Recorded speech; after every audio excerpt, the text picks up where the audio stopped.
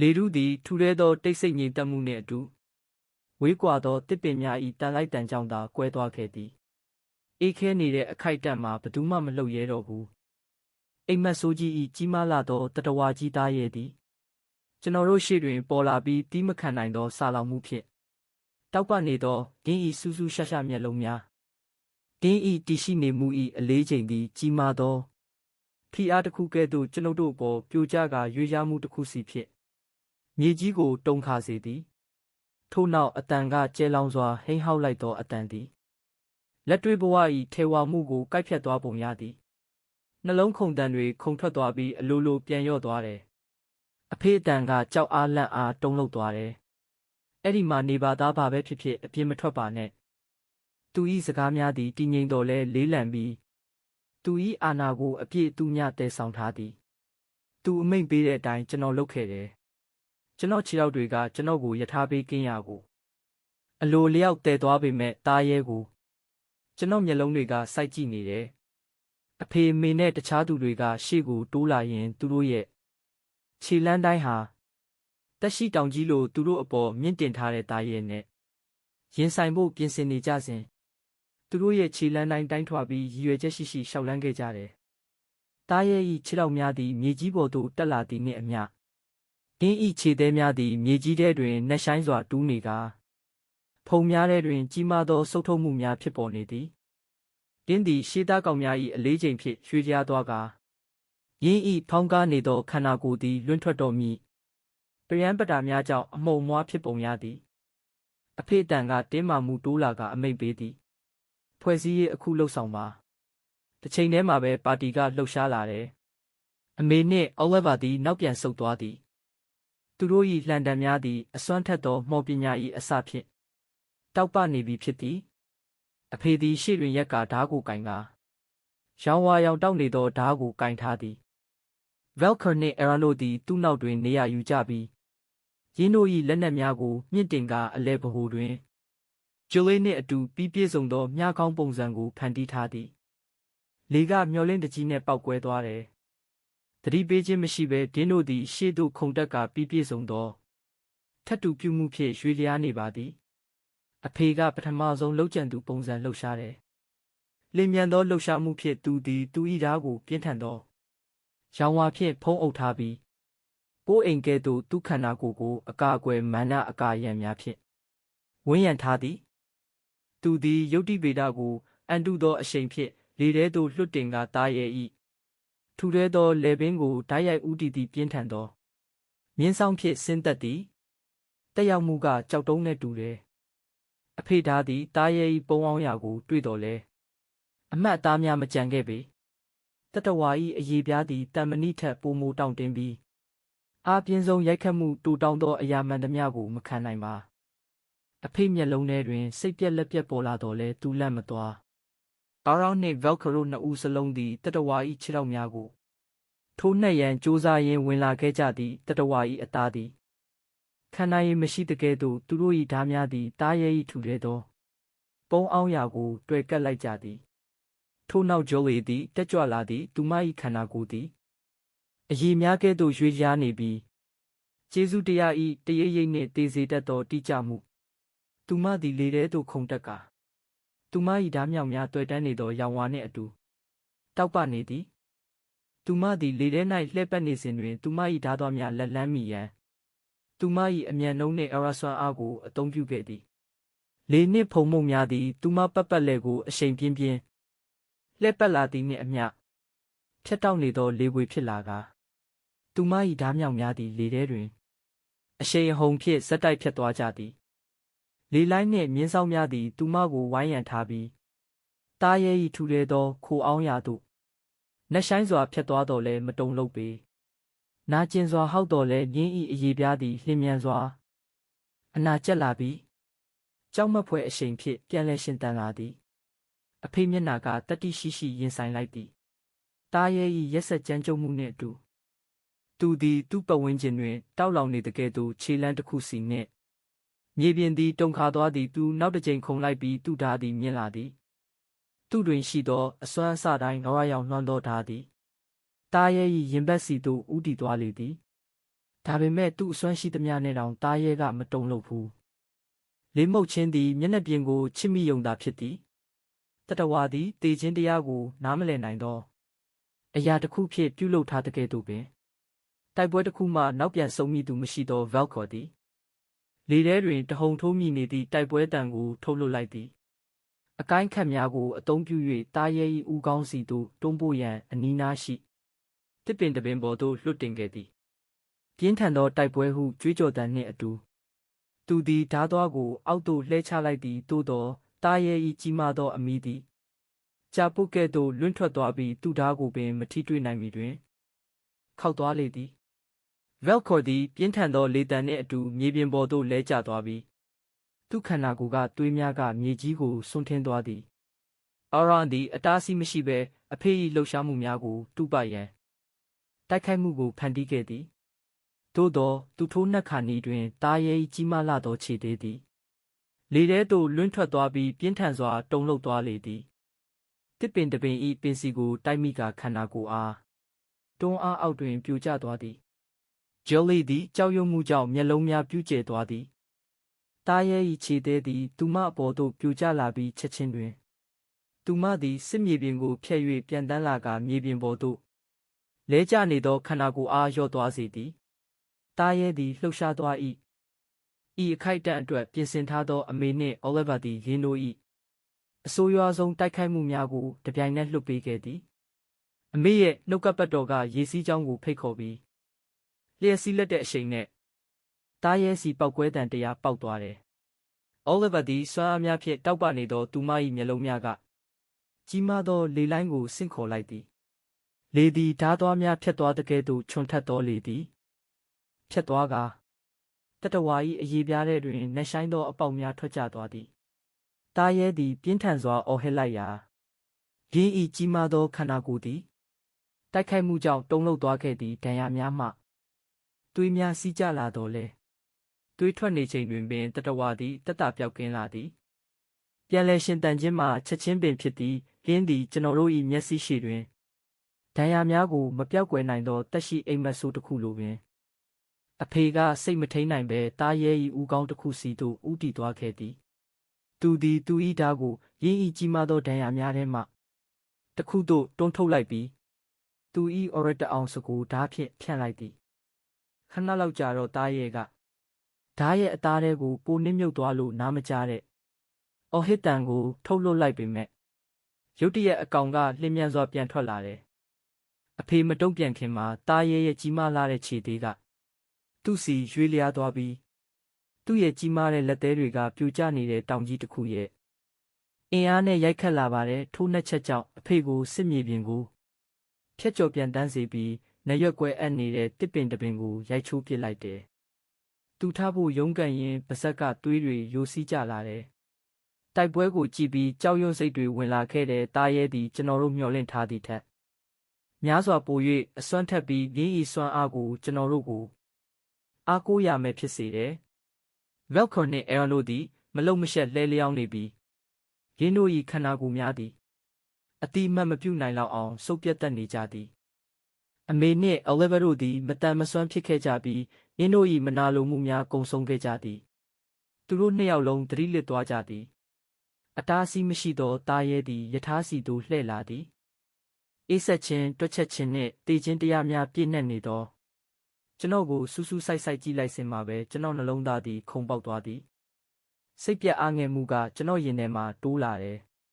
မပြောညံ့ခြင်းဘူးကူကယ်ရမဲဖြစ်မနေခြင်းတော့ဘူးငါလက်တွေကိုလက်သီးနဲ့ဆုပ်ပြီးမင်းငါစီလာငါစီလာမင်းအသက်ကိုတက်ပစ်မယ်လို့អော်လိုက်တယ်ငါစကားကြတော့တားရဲကရက်သွားတယ်ငါစူးစားရကျိုးနှက်လားဆိုတာကိုချိန်ဆပြီးငါရဲ့စိန်ခုံမှုကိုစဉ်းစားနေပုံပါပဲကြီးမားပြီးတောက်ပနေတဲ့မျက်လုံးတွေကကျွန်တော်အပေါ်ကိုတော့ခတ်ထားပြီးခဏလောက်တော့ကျန်နာတွေအားလုံးပျောက်ကွယ်သွားပုံရပါတယ်ကျွန်တော်ရင်ထဲမှာဒေါသအဆောက်အဦအကူညီမဲ့မှုဟာ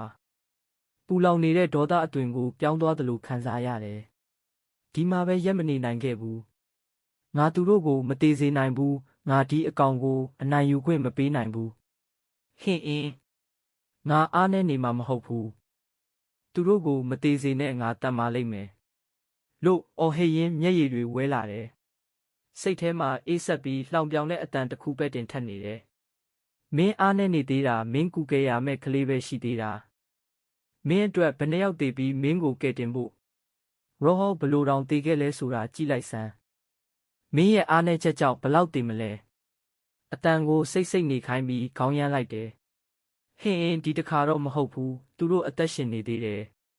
မတည်နိုင်ဘူးငါသူတို့ကိုခွင့်မပြုဘူး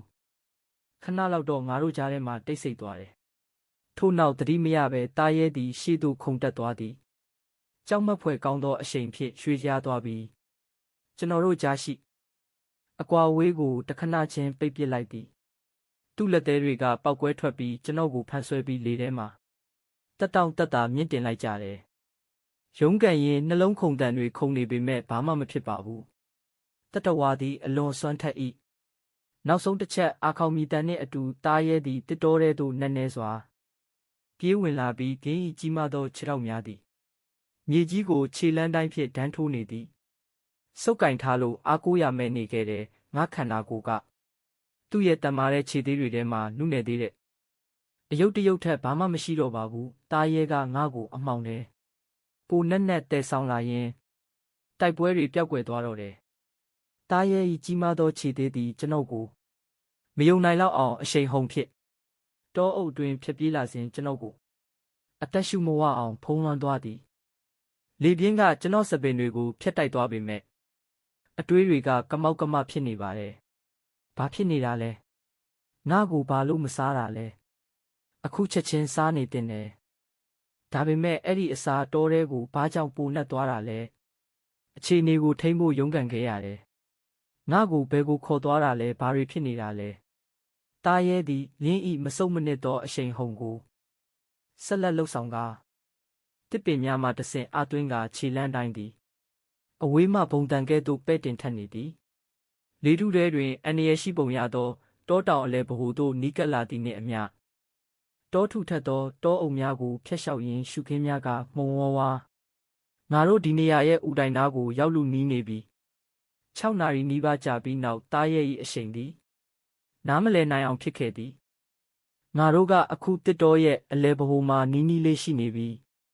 တောတောင်ရဲ့စွမ်းအင်ပြောင်းလဲမှုတစ်ခုလေထဲမှာအပြောင်းလဲကိုခံစားရတယ်ဤနေရာတွင်တစ်ပင်များသည်အသက်ကြီးပုံရပြီးဂင်းတို့၏အမြင့်များသည်ပုံမနှက်ဆိုင်၍ရှေးကြသောမှော်ပညာဖြင့်ရောထွေးနေသည်ထို့နောက်သတိမရဘဲတားရဲသည်ရက်တန့်သွားသည်ကြောက်တုံးကဲ့သို့ဖြစ်နေသေးသည်ခေါင်းငုံကရွှေရောင်မျက်လုံးများကရှေ့တွင်တစုံတရာကိုစိုက်ကြည့်နေသည်လှည့်ကြည့်လိုက်တော့ရင်ဘတ်ထဲမှာနှလုံးခုန်နေတယ်ထိုနေရာ၌နေရောင်ခြည်သည်မြေပြင်ကိုထိသွားနိုင်သည်တောကြီးမျက်မီးနှင့်မတူဘူးကျွန်တော်တို့၏ရှေ့တွင်လူတဦးငယ်ရွယ်တော်လဲကဘာကြီးသည်ခဏရက်သွားသလိုခံစားရစေသည်အာနာဆက်ဖြင့်ရက်နေသည်သူသည်အသက်20ဝန်းကျင်ခန့်ရှိကနေရောင်ထဲတွင်ငွေကြီးမြင့်များကဲ့သို့တောက်ပြောင်နေသည့်အဖြူရောင်စပင်ရှည်နှင့်အဝါရောင်မျက်လုံးများကမငြိမ်မသက်ဖြစ်ကတောက်ပနေသည်သူသည်ရိုးရိုးအနက်ရောင်သူမြလက်စုံကိုသူမြတဆင်ထားပြီးသူ၏ဖြူဖြော့သောအသားရည်သည်သူ့ပတ်ဝန်းကျင်ရှိအလင်းရောင်နှင့်ရောရှက်နေသည်သူ့နောက်တွင်တစ်သားအိမ်ငယ်တစ်ခုကတနေရာမှထူးထူးခြားခြားလှုပ်လှုပ်ရှားရှားဖြစ်နေသောပတ်ဝန်းကျင်တွင်အရိပ်တစ်ခုထွက်လာသည်ထိုလူ၏မျက်လုံးများသည်ဆူရှာထက်မြက်ပြီးမေးခွန်းများပြည့်နှက်နေသောကျွန်တော်အားမိတ်ထားသည်သူ့အကြည့်တွေကစူးစူးရဲရဲနဲ့လွတ်ထားတာထက်ပိုတိတာထင်ရှားတယ်စကားတခွန်းမှမပြောဘဲသူ့လက်ထဲမှာအနက်ရောင်သားတစ်ချောင်းပေါ်လာသည်ဓားသည်ထူးဆန်းသောရောင်ဝါဖြင့်တောက်ပနေပြီးရင်း၏အစွန်းသည်လေထဲသို့ဖြတ်သွားလောက်အောင်ချွန်ထက်သည်သူကကျွန်တော်ကိုလက်ညှိုးထိုးပြပြီးသူ့မူရာကတင်းပါတယ်နတ်ဖျားတွေစွန့်အင်ကမင်းစီကဘာလို့ထွက်လာတာလဲသူမေးလိုက်တယ်သူ့အတန်ကငါသွေးအေးသွားအောင်လုပ်တယ်အေးဆေးတည်ငြိမ်တဲ့စိတ်ထားနဲ့သူ့အကြည့်တွေကိုကျွန်တော်တွေးလိုက်တယ်မင်းငါကိုအရင်မေးခွန်းမဖြေမချင်းငါမင်းကိုဘာမှမပြောဘူးထိုလူဤနှက်ခမ်းများသည်အနှဲငယ်ပြုံးသွားသည်မင်းရဲ့အခြေအနေကိုအခုမှနားလည်လားသူ့အတန်သည်စူးစမ်းလိုစိတ်နှင့်ရေမောတန်များအပြည့်ရှိသည်မရိမ့်ရိုင်နဲ့စိန်ခေါ်နေတဲ့သူ့အကြည့်တွေနဲ့တွေ့ခဲ့တယ်ဟုတ်တယ်ငါတေချာနားလဲတယ်ဒါပေမဲ့မင်းငါကိုအခုတက်ရင်မင်းမေးခွန်းတွေကိုဘယ်သူဖြေမှလဲသူသည်ကျွန်တော်၏ရဲရင်မှုကိုသဘောကျကမျက်ခုံးပင့်လိုက်သည် ဘလောက်ပျော်စရာကောင်းတဲ့ကလေးလဲဟုသူ့ကိုယ်သူရေရွတ်သည်ခေတ္တနာပြီးနောက်သူသည်ကျွန်တော်ကိုပို၍စင်ကြင်ုံတရားဖြင့်ကြည်နေ၏ကောင်းပြီညှိနှိုင်းကြရအောင်ငါတို့အလှဲ့ကျမေးခွန်းတွေမေးမယ်မင်းတစ်ခုမေးငါတစ်ခုမေးမယ်ဘလို့လဲကျွန်တော်ခေါင်းညိတ်ပြီးသူ့စည်းကမ်းတွေကိုသဘောတူလိုက်တယ်သူသည်အနှဲငယ်နောက်ပြန်ဆုတ်သွားကသူ့ဘေးနားရှိသူ၏ဓာတ်ကိုမြေကြီးပေါ်သို့ချကကဘာပေါ်တွင်အချိန်တိုင်းရှိနေသည့်အတိုင်းအည်များလှုပ်ရှားနေသည်ဒါပေမဲ့မင်းငါကိုအမှန်တရားပေးမယ်ဆိုတာငါဘလို့သိမလဲသတိထားပြီးမေးတယ်သူကတိုးတိုးလေးရဲတယ်မင်းငါကိုယုံလားမယုံကြည်ဘူးလားမင်းဆုံးဖြတ်ဖို့ပဲထို့နောက်မျက်ခုံးပင့်လိုက်သည်ငါပထမမေးခွန်းမေးရမလားဒါမှမဟုတ်မင်းမေးချင်တာလားအလဲအလဲလောက်တာကိုစစ်စစ်ကြည့်နေတဲ့သားရဲကိုကျွန်တော်ပြန်ကြည့်လိုက်တယ်တတဝါကကျွန်တော်ကိုမြေကြီးပေါ်ညင်သာစွာချထားလိုက်ပြီးတစ်ပင်တွေစီပြန်မတက်ခင်အတန်မထွက်ပဲတောထဲကိုပျောက်သွားတယ်ခွဲခွာခြင်းသည်အမိန့်ကိုနာခံခြင်းသို့မဟုတ်လူကိုလေးစားခြင်းကဲ့သို့ထူးဆန်းသည်ကျွန်တော်အသက်ရှူချက်ပြီးအခုခိုင်မာတဲ့မြေပြင်မှာထူးဆန်းတဲ့ပုံစံနဲ့နောက်တစ်ချိန်လှည့်ကြည့်လိုက်တဲ့ပထမမေးခွန်းကိုစမေးလို့ရမလားသူကခတ်တူတူခေါင်းညစ်ပြသည်ဟုတ်ပါပြီကျွန်တော်မမေးမိသားရဲကြီးစုတ်ခွာသွားသည့်ပုံစံကိုတစ်ချက်ကြည့်လိုက်ပြီးဒီအကောင်ကမင်းရဲ့အမိန့်ကိုဘာကြောင့်လိုက်နာတာလဲဤအရာသည်သူ့အတွက်ရိုးရှင်းသောကိစ္စဟုရှင်းပြရန်တက်ပြင်းချလိုက်သည်ဒီကဘာပေါ်မှာရှိတဲ့သားရဲမှန်သမျှကိုထိန်းကျောင်းနိုင်တဲ့အစွမ်းငါမှရှိတယ်ဟုသူကပြောသည်ငါကမြင့်မြတ်တဲ့တတဝါတွေကိုမထိန်းချုပ်နိုင်ပေမဲ့တခြားသူအများစုကိုငါအမိန့်ပေးနိုင်တယ်သူ့စကားတွေကလေထဲမှာတဝဲလဲလဲနဲ့ရင်ပတ်ထဲမှာအနှဲငယ်မတက်မတာတိုးလာသလိုခံစားလိုက်ရတယ်ဖျားသခင်စွမ်းရင်ကအဘဲကြောင့်မင်းစီကနေထွက်လာရတာလဲဟုဆိုသည်သူကကျွန်တော်ကိုခဏလောက်လေ့လာပြီးသူ့အကြည့်တွေကိုစူးစူးဝါးဝါးကြည့်တယ်ငါမသေးခင်မှာနတ်ဖျားမတပါးကမစ်ရှင်တစ်ခုပြီးအောင်လုပ်ဖို့ခွန်အားပေးခဲ့တယ်စကလုံးတွေရဲ့အမှန်တရားကခံနိုင်ရည်မရှိခဲ့ဘူးပေမဲ့ကျွန်တော်အတန်ကတည်ငြိမ်နေတယ်အဲ့ဒီလူကကျွန်တော်ကိုအကဲဖြတ်တယ်လို့မျိုးခေါင်းညိတ်ပြတယ်ကျွန်တော်နဲ့အတူရှိသောလူအလုံးကိုတက်ရန်ထိုသားရဲကိုတက်ရန်အမိတ်ပေးခဲ့တယ်လို့ဟုကျွန်တော်မေးလိုက်သည်အေးခဲသွားတဲ့မိကုန်းကကျွန်တော်နှလုံးသားကိုတက်မတ်တဲ့ဓာတ်လိုထက်မြက်တယ်မဟုတ်ဘူးဟုရိုးရိုးရှင်းရှင်းကောင်းရမ်းကပြန်ဖြေသည်မင်းကိုဒီကိုခေါ်လာပြီးတခြားသူတွေကိုဘေးကင်းအောင်ထားဖို့ပဲညွှန်ကြားထားတယ်အခုသူတို့လုံခြုံသွားပြီးတောကိုဖျက်ပြီးသူ့လက်ချောင်းတွေကိုလှမ်းရိုက်လိုက်ပြီးတခဏအတွင်းမှာပဲကျွန်တော်ရဲ့အဖေနဲ့အမေပါတီပွဲရဲ့ပုံရိပ်ကကျွန်တော်ရှေ့မှာပေါ်လာပြီးအတူရက်ပြီးမျက်ရည်တွေစီးကျလာတယ်အသက်ရှင်နေပေမဲ့ကောင်းကောင်းမတွေ့ရတော့ပဲအသက်ရှူတန်တွေလက်ချောင်းထဲတိုးဝင်နေတယ်ငါသူတို့ကိုဘလောက်လွမ်းနေတယ်ဆိုတာဒီခဏအထိငါမသိလိုက်ဘူးကိုယ့်မျက်လုံးထဲမှာမျက်ရည်တွေပြည့်နေပေမဲ့ထူဆန်းပြီးခါသီးတဲ့ပျော်ရွှင်မှုတစ်ခုကဘေးကင်းကြောင်းသိလို့ကျွန်တော်စီတိုးဝင်လာခဲ့တယ်အဲ့ဒီလူကဆက်ပြောတော့သူ့အတန်ကပိုပြော့သွားတယ်နတ်ဖျားမပေးခဲ့တဲ့မစ်ရှင်ကိုမင်းငါကိုပြောပြမှာလားကျွန်တော်သူ့ကိုကြည်ရင်ရင်ဘတ်ထဲမှာတုံဆိုင်သွားသည်မဖြစ်နိုင်ဘူးလို့အခိုင်အမာပြောလိုက်တယ်ဒါဟာလှုပ်ဝက်ချက်တစ်ခုပါသူအံ့ဩပုံမပေါ်အဲ့ဒီအစားသူတိလျက်နဲ့ခေါင်းငိတ်လိုက်တယ်ငါထင်တာတစ်ခုရှိတယ်လို့ပြောပြီးခဏအကြာသူ့မျက်လုံးတွေကမင်းမောင်နေတဲ့အရာတစ်ခုနဲ့တောက်ပနေတဲ့နတ်ဖျားတွေကိုတတ်ဖို့လားဒါမှမဟုတ်ဒီဘုံနတ်ဖျားလို့ခေါ်တာလားအဲ့ဒီစကားကြောင့်ကျွန်တော်အံ့ဩသွားတယ်ငါနှလုံးခုန်တန်ခုန်သွားတယ်သူဘလို့သိတာလဲဒါကိုမင်းဘလို့သိတာလဲတန်တရားစိတ်တွေဝင်လာပြီးမေးလိုက်မိတယ်သူကပြုံးကတခြားအရာတွေထက်ပိုသိလာခဲ့သည်အင်းဒါဆိုငါရဲ့ခံမှန်းချက်ကမှန်ပါတယ်ဟုသူကပြောသည်ငါကဒီနယ်ပယ်ကမဟုတ်လို့ငါသိတယ်ဒီနယ်ပယ်မှာဖြစ်ပျက်နေသမျှကိုငါစောင့်ကြည့်နေတာသူ့မျက်လုံးများသည်ရှေးကျသောအရာတစ်ခုနှင့်အနည်းရှိသောအရာတစ်ခုဖြင့်တောက်ပနေသည်အခုငါမှအဖြေတွေရပြီးမင်းအတွက်ငါစာချုပ်တစ်ခုရှိတယ်ခဏလောက်ရက်ပြီးသူ့အမူအရာကပိုလေးနဲ့တဲ့အရာတစ်ခုစီပြောင်းသွားတယ်ငါမင်းကိုကူညီနိုင်တယ်မင်းကိုနတ်ဖျားတွေကိုတတ်ဖို့ငါကူညီပေးနိုင်တယ်ဒါပေမဲ့မင်းကငါ့ကိုကူညီရမယ်ကျွန်တော်မျက်ခုံးကိုပစ်လိုက်သည်ဘာလို့ကူညီပေးရမှာလဲမင်းအတွက်ဘာရှိလဲတုံ့ပြန်လိုက်သောအခါတွင်ထူးဆန်းသောအလင်းတန်းတစ်ခုသူ့မျက်လုံးထဲတွင်လင်းလက်လာသည်နတ်ဖျားတွေကိုတတ်တဲ့သူတွေကိုတိုက်ခိုက်ရမှာမင်းရဲ့အကူအညီကိုငါလိုချင်တယ် မင်းမြင်တာကငါကလူသားမဟုတ်ဘူးငါကတခြားပုံတစ်ခုက Phantom တွေဖြစ်တဲ့ Hughes တဲ့နေမည်နတ်ဖျားတွေအားလုံးတည်သွားပြီးအကာအကွယ်မရှိတဲ့နေမည်သူ့မျက်လုံးတွေကပိုတောက်ပလာပြီးငါတို့ပတ်ဝန်းကျင်ကသူ့ရဲ့စွမ်းအားတည်ဆောက်မှုရဲ့ဖိနှိပ်မှုအလေးချိန်ကိုကျွန်တော်ခံစားရတယ်ငါမင်းကိုအကူအညီပေးုံတင်မဟုတ်ပဲငါနဲ့ပူးပေါင်းဖို့အခွင့်အရေးပေးနေတယ်ကျွန်တော်မျက်လုံးကိုမှိတ်ထားလိုက်တယ်ဒါဆိုမင်းဒီနယ်ပယ်ကမဟုတ်ဘူးလို့ညှိတွားမိတယ်ဒါဆိုမင်းမလို့ဒီကိုရောက်နေတာလဲသူ့လက်တွေကိုကြဲဖြန့်ပြီးအဲ့ဒီခဏမှာပဲတစုံတစ်ခုပြောင်းသွားတယ်ထက်နှင့်ခန့်ညားသောချိုနှချောင်းသူ၏ဥကောင်းမှပေါက်ထွက်ပြီးမျက်လုံးများအဝါရောင်ပြောင်းသွားသည်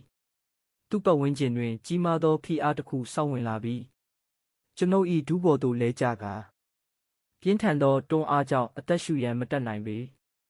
ငေးကြည့်ဖို့မတတ်နိုင်ခဲ့ဘူးဟေ့ဘာလို့ဒီလောက်အစွမ်းတွေပြနေတာလဲကျွန်တော်မောဟိုက်ကစကားပြောရန်ရုန်းကန်နေမိသည်သူကကျွန်တော်ကိုတနာပြီးငုံကြည့်တယ်ရတောင်းပန်ပါတယ်ငါရဲ့စွမ်းအားအစစ်အမှန်ကိုလွှတ်ချလိုက်တာတော်တော်ကြာပြီသူကလက်ကိုဝေယမ်းပြီးဖိအားတွေရောက်လာတာနဲ့အမျှအရေးပြောသွားပြီးလေကိုရှူရှိုက်စေခဲ့တယ်ကျွန်တော်က Aegis versus Bao လို့ပြောပြီးသူ့အတန်ကအခုတိတ်ဆိတ်နေပေမဲ့သူ့စကားတွေရဲ့ဆွဲငင်အားနဲ့ပြည့်နေစေပါကျွန်ုပ်သည်ရင်းဤအကာအကွယ်မရှိသောနေမြေကစမလာပါသည်ကျွန်ုပ်တို့ဖန်တော်များသည်ကျွန်ုပ်တို့၏ကဘာပေါ်ရှိကာကွယ်သူများကိုတပ်ပစ်သူများဖြစ်ပါသည်ကျွန်ုပ်တို့သည်အနှစ်900တိုင်အသက်ရှင်လျက်ရှိပါသည်သူအောက်ကိုငုံကြည့်ရင်သူ့အမူအရာမှာဝမ်းနည်းမှုမှုံဝါလာသည်ဒါပေမဲ့ကျွန်တော်ဒီကနေလွတ်မြောက်ခဲ့တယ်နတ်ဖျားတွေကိုဘာကြောင့်တတ်ခဲ့တာလဲဆိုတဲ့အမှန်တရားကိုရှာဖွေတွေ့ရှိတဲ့အတွက်ကျွန်တော်ရဲ့အမျိုးကနေလွတ်မြောက်ခဲ့တယ်သူ့စကားတွေရဲ့လေးလံမှုကိုခံစားလိုက်ရတယ်သူတို့နောက်ွယ်ကနာကျင်မှုတွေကိုနားလည်လာတယ်ဒါဆိုနတ်ဖျားတွေကိုတတ်တဲ့သူတွေကိုတိုက်ဖို့ငါအကူအညီကိုလိုချင်တာလားကျွန်တော်မေးသည်သူကလေးနက်စွာခေါင်းညိတ်သည်ဟုတ်ကဲ့အပြန်အလှန်အားဖြင့်မင်းကိုလေ့ကျင့်ပေးဖို့ငါကမ်းလှမ်းတယ်မင်းကိုငါအနားမှာတိုက်ခိုက်ဖို့လုံလောက်တဲ့ခွန်အားဖြစ်စေမယ်ဒါပေမဲ့မင်းဒီတော်ထဲမှာ9နှစ်နေရမယ်ငါတို့အတူတူလေ့ကျင့်မယ်နတ်ဖျားတွေနဲ့နတ်ဆိုးတွေကိုတိုက်ဖို့နီလန်းတွေကိုမင်းတင်ယူရလိမ့်မယ်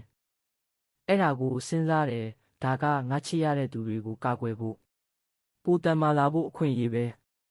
မိဘတွေနဲ့ဝေးကွာဖို့တွေးလိုက်တိုင်းစိတ်ထဲမှာနာကျင်နေပေမဲ့အဲ့ဒါကသူတို့ကိုတကယ်ကာကွယ်နိုင်တဲ့တခုတည်းသောနီလန်းမှန်းငါသိတယ်ခေါင်းငုံကစိတ်ထဲမှာဆုံးဖြတ်ချက်ချပြီးသားကောင်းပြီဒီနေ့ကစပြီးငါမင်းကိုပြုစုစောင့်ရှောက်ပေးမှာပါဆရာကြီးရဲရင်စွာပြုံးပြီးသူ့အမူအရာပျော့ပြောင်းသွားသည်ကောင်းပြီစိတ်မပူပါနဲ့မင်းနောင်တရားမှာမဟုတ်ဘူးအခုအိမ်ထဲမှာအနားယူလိုက်ပါအဲ့ဒါကတေးသေးလေးဒါပေမဲ့ငါတို့နှစ်ယောက်အတွက်လုံလောက်လိမ့်မယ်မနှက်ဖြန်တော့ငါတို့လေ့ကျင့်မှုတွေစတော့မယ်အဲ့ဒါနဲ့အခုကျွန်တော်သခင်လို့ခေါ်မဲ့ Aegis Versus ကသူ့လူပုံစံကိုပြန်ရောက်သွားပြီသူ့ရဲ့အဝါရောင်မျက်လုံးတွေကသူ့အတိတ်ရဲ့အလေးချိန်နဲ့တောက်ပြောင်နေစေနဲ့စိန်ခေါ်မှုတွေရှိလာပြန်တယ်